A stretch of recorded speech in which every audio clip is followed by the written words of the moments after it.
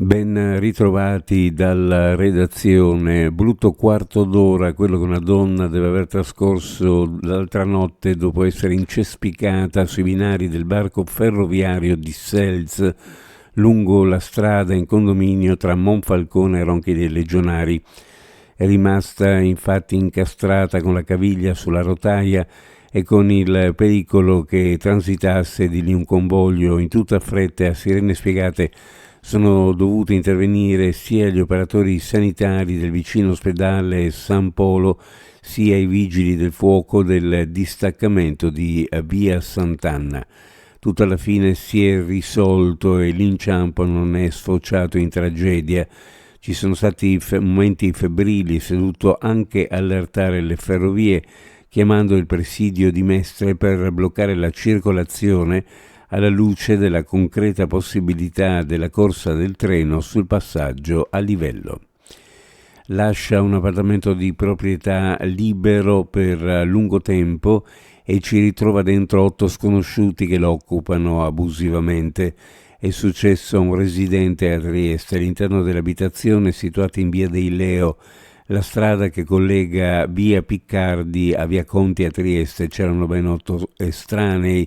Il proprietario, incredulo di trovarsi in una situazione del genere, ha quindi chiamato il 112 chiedendo il supporto delle forze dell'ordine. Nel giro di alcuni minuti sono piombate sul posto 3 pattuglie dei carabinieri, di cui una in ausilio dalla stazione di San Dorligo della Valle. I militari dell'Arma hanno immediatamente identificato i presenti. Si trattava di 5 persone di origine straniera e di 3 italiane. 2 di loro in particolare sono stati successivamente accompagnati negli uffici del comando dei carabinieri di via dell'Istria perché sono risultate destinatarie di 2 provvedimenti di rintraccio che quindi dovevano essere notificati ai diretti interessati. Riservare fino al 10% degli alloggi ATER ad appartenenti delle forze dell'ordine non solo per agevolare gli agenti con canoni di locazione vantaggiosi, ma anche per aumentare la percezione della sicurezza in zone della città che a volte presentano situazioni complesse. Lo prevede una legge a firma Fratelli d'Italia approvato lo scorso mese dalla maggioranza di centrodestra in Consiglio regionale. L'opportunità è rivolta a polizia, carabinieri, guardia di finanza, polizia penitenziaria, polizia locale e guardia costiera. Il provvedimento è stato presentato dal capogruppo di Fratelli d'Italia in Consiglio regionale Claudio Giacomelli e dal presidente di ATER Trieste Daniele Mosetti. Stop alla circolazione dei veicoli lungo la strada costiera Trieste per alcune ore nella notte tra giovedì e venerdì.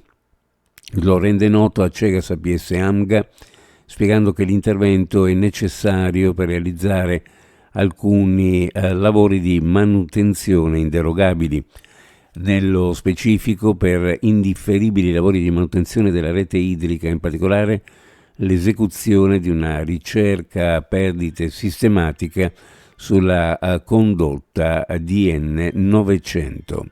Uno sguardo alle previsioni meteorologiche per la giornata. Sulla zona montana cielo in prevalenza nuvoloso con la possibilità di qualche pioggia pomeridiana nelle zone al confine con il Veneto. Cielo variabile altrove con maggiori schiarite verso la costa nelle ore centrali della giornata. Soffierà sulla costa vento moderato da sud o sud-ovest, sulla zona montana vento moderato da sud in quota. Per quanto riguarda le temperature minime in pianura fra 16 e 19, le massime fra 26 e 28 gradi, minime sulla costa fra 19 e 21, le massime fra 25 e 27 gradi centigradi. Previsioni a cura di ARPA e FVG Meteo. Ed è tutto per il momento con l'informazione, grazie per averci seguito, a più tardi.